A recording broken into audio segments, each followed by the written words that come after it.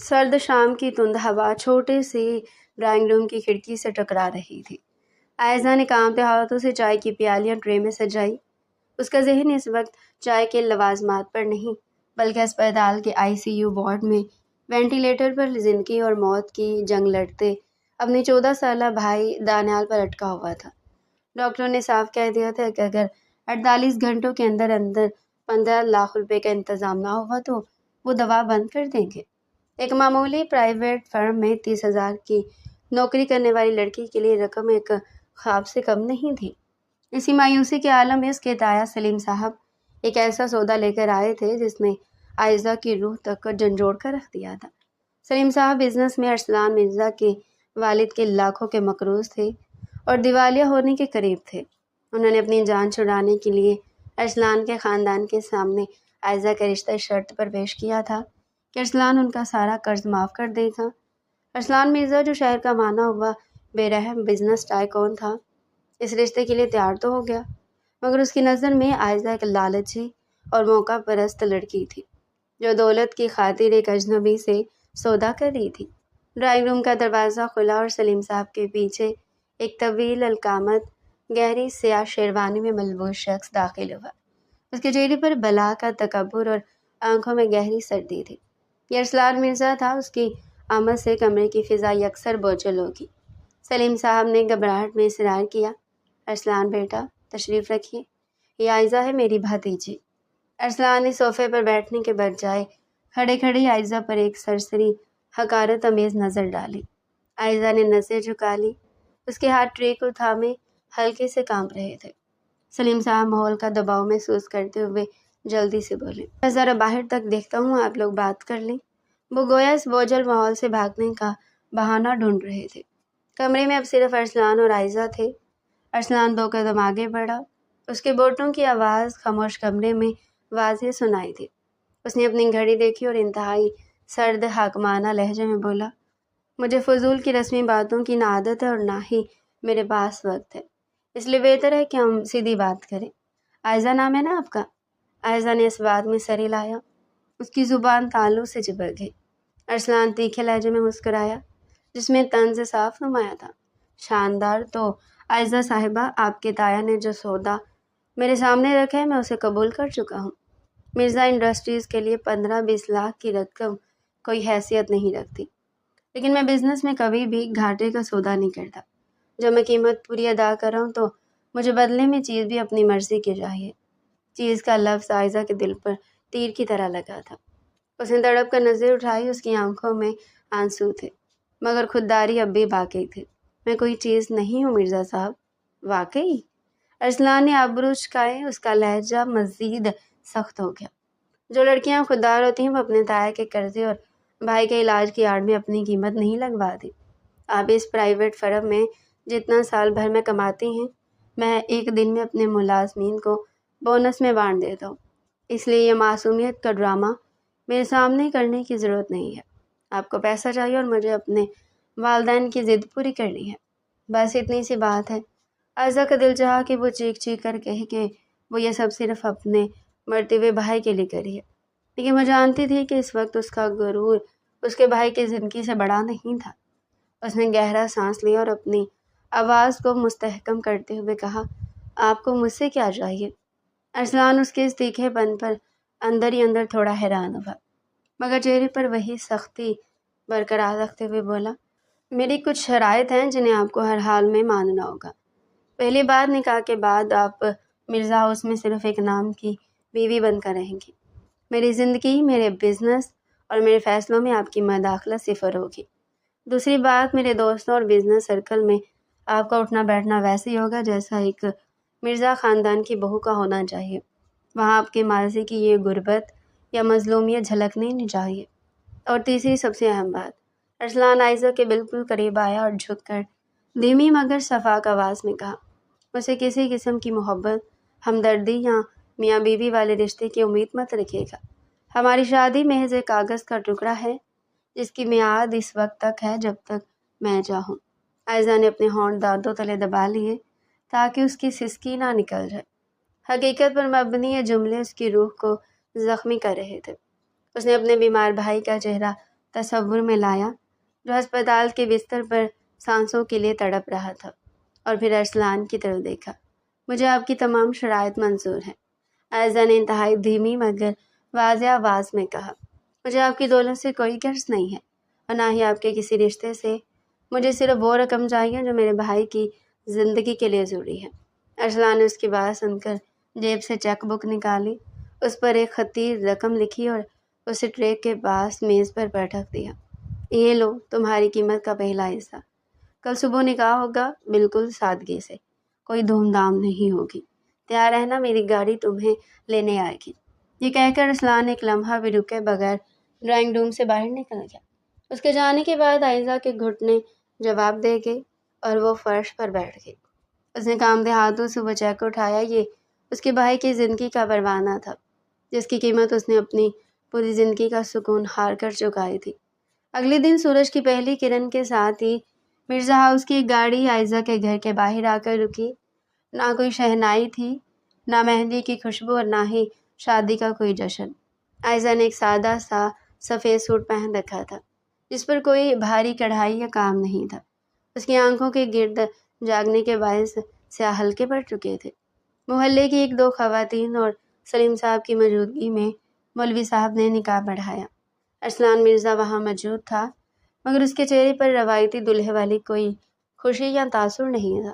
اس نے انتہائی بے نیازی سے نکاح نامے پر دستخط کیے۔ جب عائزہ سے پوچھا گیا تو اس کے حلق میں جیسے الفاظ پھنس گئے۔ اس نے ایک بار پھر اپنے بھائی کی زندگی کا سوچا اور لرزتی آواز میں کہا، قبول ہے۔ نکاح کے فوراً بعد ارسلان کھڑا ہوا اور سلیم صاحب سے مخاطب ہو کر بولا، آپ کا قرضہ معاف کر دیا گیا ہے اور عائزہ کے بھائی کے اسپتال کے تمام اخراجات اب میرے اکاؤنٹ سے ادا ہوں گے۔ اب میں عائزہ کو لے کر جا رہا ہوں، ہمارے پاس وقت کم ہے۔ عائزہ نے خاموشی سے اپنے چھوٹے سے گھر کو دیکھا، اپنے والدین کی تصویر کو حسرت سے نہارا اور اپنے دائیں کے پیچھے چل پڑی۔ اسے معلوم تھا کہ وہ ایک ایسے گھر کی طرف جا رہی ہے جہاں اس کا استقبال پھولوں سے نہیں بلکہ ارسلان مرزا کی سرد مہری اور تلخ شرائط سے ہوگا۔ ایک ایسی زندگی کی شروعات تھی جہاں محبت کا کوئی وجود نہیں تھا، صرف ایک مجبوری کا سودا تھا اور دو اجنبیوں کا ایک ایسا بندھن جس کی منزل کا کسی کو علم نہ تھا۔ مرزا ہاؤس کی بلند و بالا دیواریں، چمکتے ہوئے فانوس اور بیش قیمت فرنیچر عائزہ کو مسحور کرنے میں ناکام ہو رہے تھے۔ اس پرشکوہ بنگلے کے کونے میں بنے کمرے میں بیٹھی کھڑکی سے باہر لان کو دیکھ رہی تھی۔ یہ گھر کسی محل سے کم نہیں تھا، لیکن عائزہ کے لیے صرف ایک سونے کا پنجرا تھا جہاں اس کی حیثیت ایک قیدی سے زیادہ کچھ نہیں تھی۔ ارسلان مرزا نے نکاح کے بعد اس سے اس کمرے میں منتقل کر دیا تھا اور خود اپنے کاموں میں مصروف ہو گیا تھا۔ اسے اپنی زندگی کا حصہ نہیں بلکہ ایک ایسی خاندانی ذمہ داری سمجھتا تھا جسے مجبوری میں اٹھانا پڑا تھا۔ ان کے درمیان بات چیت صرف ضرورت کے چند جملوں تک محدود تھی۔ شادی کو 2 ہفتے گزر چکے تھے۔ عائزہ کا بھائی دانیال اب ہسپتال میں بہتر تھا اور اس کا علاج صحیح طریقے سے چل رہا تھا۔ بس یہی ایک سکون تھا جو عائزہ کے اجنبی اور سرد ماحول میں زندہ رکھے ہوئے تھا۔ ایک دوپہر عائزہ لاؤنج میں ارسلان کی والدہ بیگم مرزا کے پاس بیٹھی تھی۔ جب ارسلان تیز قدموں سے داخل ہوا، اس کے چہرے پر ہمیشہ رہنے والی سنجیدگی اور کاروباری تناؤ واضح تھا۔ عائزہ کو دیکھ کر اس کے قدم رکے۔ عائزہ، مجھے تم سے کچھ ضروری بات کرنی ہے، ارسلان نے ہمیشہ کی طرح سرد اور حاکمانہ لہجے میں کہا۔ بیگم مرزا نے دونوں کو دیکھا اور مسکرا کر وہاں سے اٹھ گئی تاکہ وہ اکیلے میں بات کر سکے۔ عائزہ خاموشی سے کھڑی ہوگی اور ارسلان کی بات کی منتظر رہی۔ ارسلان نے صوفے کی پشت پر ہاتھ رکھتے ہوئے کہا، آج رات مرزا ہاؤس میں ایک انٹرنیشنل بزنس ڈنر ہے۔ ہمارے کچھ غیر ملکی کلائنٹس اور شہر کے بڑے بزنس مین آ رہے ہیں۔ اس ڈنر میں میری لائف کی سب سے بڑی بزنس ڈیل سائن ہونی ہے اور میں اپنے کام میں کوئی معمولی سی غلطی بھی برداشت نہیں کر سکتا۔ عائزہ نے نرمی سے پوچھا، جی مجھے کیا کرنا ہوگا؟ کیا ملازمین کو کوئی خاص ہدایت دینی ہے؟ ارسلان تیکھی نظروں سے اسے دیکھتے ہوئے بولا، ملازمین اپنا کام جانتے ہیں، مجھے تمہاری ضرورت ہے۔ آج رات تمہیں اس گھر کی بہو اور میری بیوی کے روپ میں سب کے سامنے آنا ہوگا۔ میرے بزنس رائیکلز مخالفین بھی وہاں ہوں گے جو میری کسی کمزوری کی تلاش میں رہتے ہیں۔ میں نہیں چاہتا کہ کسی کو بھی ہماری اس مجبوری کے سودے کی بھنک پڑے۔ تم ایک بہترین پڑھے لکھے اور بااعتماد خاندان کی لڑکی کا روپ دھارنا ہوگا تاکہ میری پوزیشن میں مضبوط رہے۔ کیا تم یہ کر پاؤ گی یا اپنے ماضی کی مظلومیت کا ڈرامہ وہاں بھی شروع کر دو گی؟ ارسلان کا یہ طنز عائزہ کے دل کو چھلنی کر گیا، لیکن اس نے اپنی نظریں جھکانے کے بجائے ارسلان کی آنکھوں میں دیکھا۔ مرزا صاحب، میں غریب ضرور لیکن جاہل یا بدتمیز نہیں ہوں۔ میں اپنی حدود اور آپ کی عزت کی حفاظت کرنا اچھی طرح جانتی ہوں۔ آپ کو شکایت کا موقع نہیں ملے گا۔ ارسلان اس کے اس جواب پر ایک لمحے کے لیے خاموش ہوا، پھر اپنی گھڑی پر نظر ڈالتے ہوئے بولا، امید ہے تمہارے الفاظ تمہارے عمل سے میل کھائیں گے۔ شام کو ایک ڈیزائنر تمہارا لباس اور باقی چیزیں لے کر آئے گا، تیار رہنا۔ شام ڈلتے ہی مرزا ہاؤس روشنیوں سے نہا گیا۔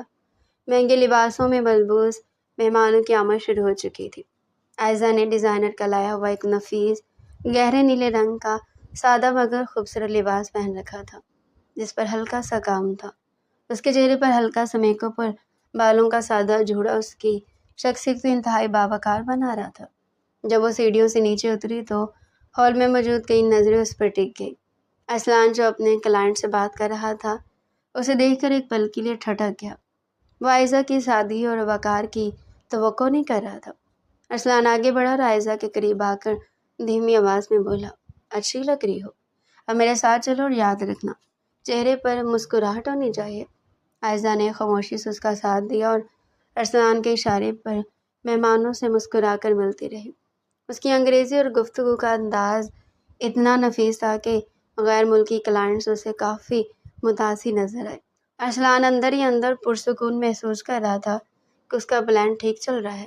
ڈنر کے بعد جب ارسلان کچھ اہم کاغذات پر بات کرنے کے لیے ایک طرف گیا تو عائزہ تھکن کا احساس کرتے ہوئے لان کی طرف جانے والے ہال کے پاس کھڑی ہو گئی۔ اسی دوران ارسلان کا سب سے بڑا بزنس حریف کامران الوی ہاتھ میں جوس کا گلاس لیے عائزہ کے قریب آیا۔ کامران کافی عرصے سے ارسلان کو نیچا دکھانے کے چکر میں تھا۔ اسے عائزہ کے پس منظر کے بارے میں کچھ افواہیں معلوم ہو چکی تھی۔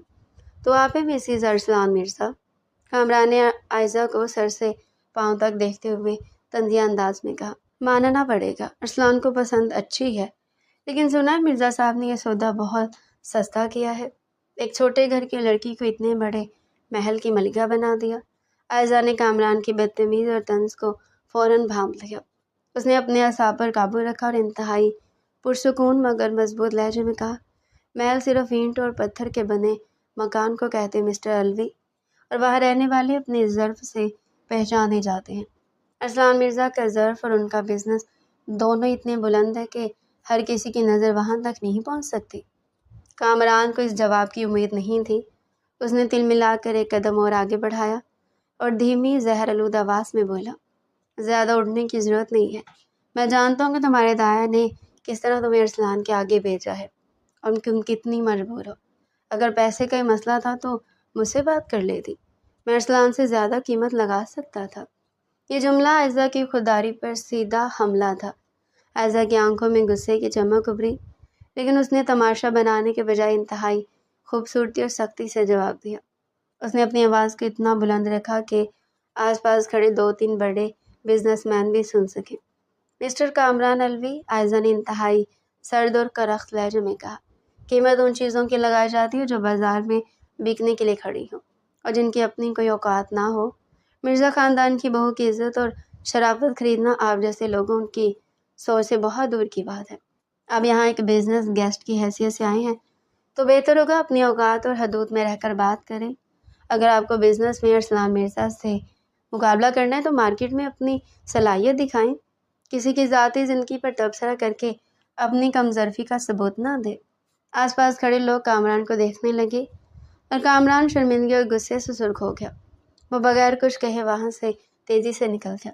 ارسلان جو کچھ دوری پر کھڑا یہ سب دیکھ رہا تھا، عائزہ کے پاس آیا۔ اس نے عائزہ کا ایک ایک لفظ سنا تھا۔ اس کے دل میں عائزہ کے لیے ایک عجیب سا احترام ابھرا تھا۔ اس لڑکی نے نہ صرف اپنی عزت بچائی تھی بلکہ سب کے سامنے ارسلان کے نام کا بھرم بھی رکھ لیا تھا۔ جب تمام مہمان چلے گئے اور گھر میں خاموشی چھا گئی تو ارسلان لاؤنج میں کھڑی عائزہ کے قریب آیا۔ عائزہ کافی تھک چکی تھی اور اپنے کمرے میں جانے والی تھی۔ عائزہ، ارسلان نے اسے پکارا۔ اس کے لہجے میں ہمیشہ جیسی سختی نہیں تھی، مگر غرور اب بھی باقی تھا۔ آج رات تم نے جو کچھ کیا، کامران الوی کو جس طرح تم نے جواب دیا، اس کی مجھے امید نہیں تھی۔ تمہاری وجہ سے میری ڈیل بھی فائنل ہوگی اور کامران کو اس کے اوقات بھی پتہ چل گئی۔ عائزہ نے مڑ کر ارسلان کو دیکھا اور ایک تلخ مسکراہٹ کے ساتھ کہا، میں نے جو کچھ کیا وہ آپ کے بزنس کے لیے نہیں بلکہ اپنی اور اس نام کی عزت کے لیے کیا جو اس وقت میرے ساتھ جڑا ہوا ہے۔ آپ نے مجھے یہاں ایک ذمہ داری اور سودے کے تحت رکھا ہے اور میں اپنا فرض پورا کر رہی ہوں۔ مجھے آپ کی کسی تعریف یا ہمدردی کی ضرورت نہیں ہے۔ ارسلان نے اس کی بات سن کر اپنے لب بھینچ لیے۔ اس کا غرور اسے عائزہ کے سامنے جھکنے یا یہ تسلیم کرنے کی اجازت نہیں دے رہا تھا کہ وہ اسے متاثر ہو۔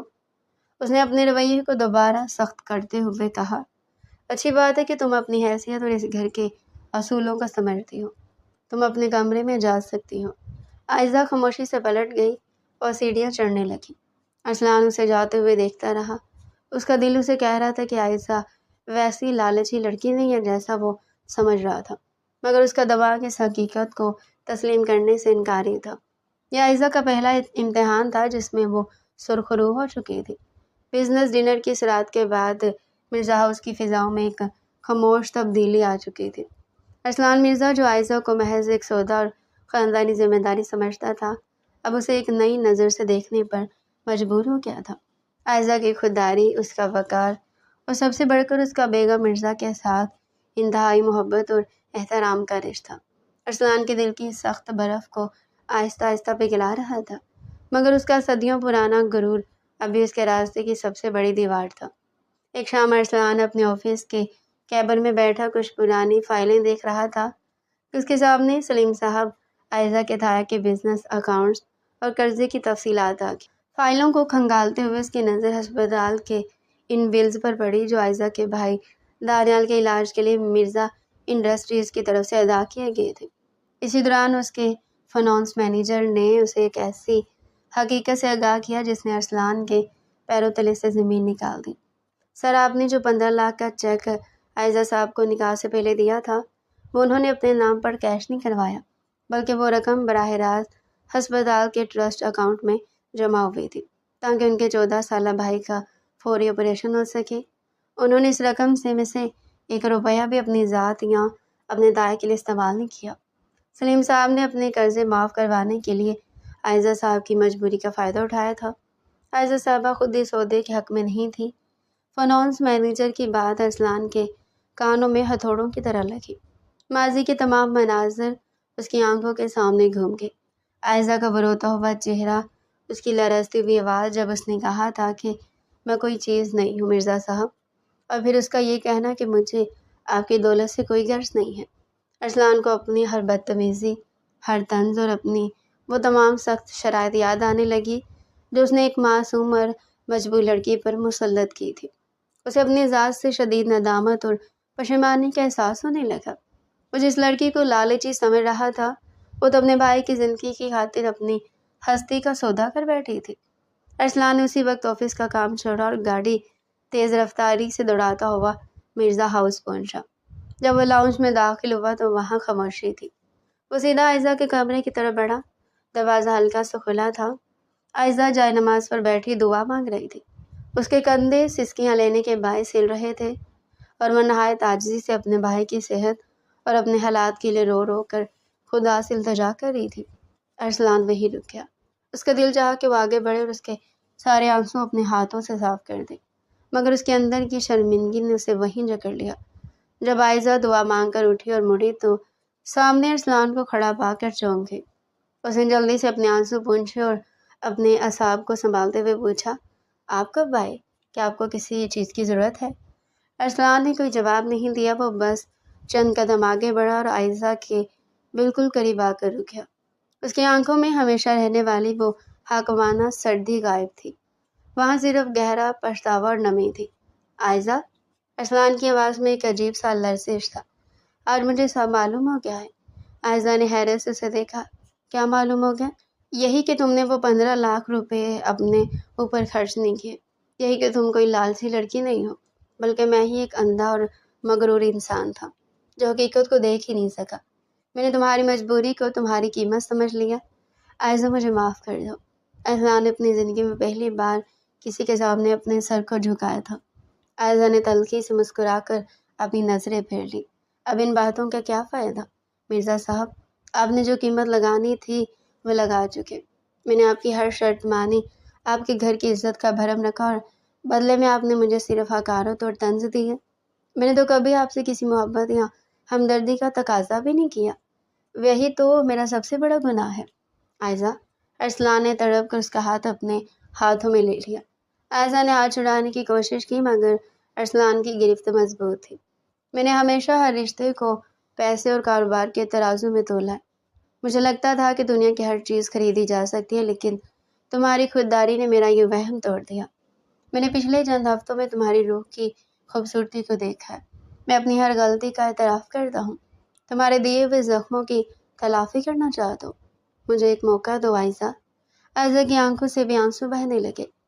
راستے بدل سکتے ہیں مرزا صاحب، مگر ماضی کے زخم اتنی جلدی نہیں بڑھتے۔ جس رشتے کی بنیادی مجبوری اور سودے پر رکھی گئی ہو، وہاں اعتبار کا پودا کیسے اگ سکتا ہے؟ میں اس پودے کو اپنے خلوص اور محبت سے سینچوں گا۔ ارسلان نے انتہائی گہرے اور سچے جذبے سے کہا۔ میں نے تمہارے بھائی دانیال کو شہر کے سب سے بہترین ہسپتال میں شفٹ کروا دیا ہے اور ڈاکٹرز کا کہنا ہے کہ وہ اب خطرے سے باہر ہے۔ اب تمہیں اس کے لیے پریشان ہونے کی ضرورت نہیں ہے۔ اور جہاں تک ہمارے رشتے کے تعلق ہے، میں تمہیں کوئی مجبور قیدی بنا کر اس سونے کے پنجرے میں نہیں رکھنا چاہتا۔ میں تمہیں اپنی زندگی کا سب سے معتبر اور اہم حصہ بنانا چاہتا ہوں۔ عائزہ نے ارسلان کی آنکھوں میں دیکھا، جہاں اب کوئی تکبر نہیں تھا، صرف ایک سچی توبہ اور محبت کی التجا تھی۔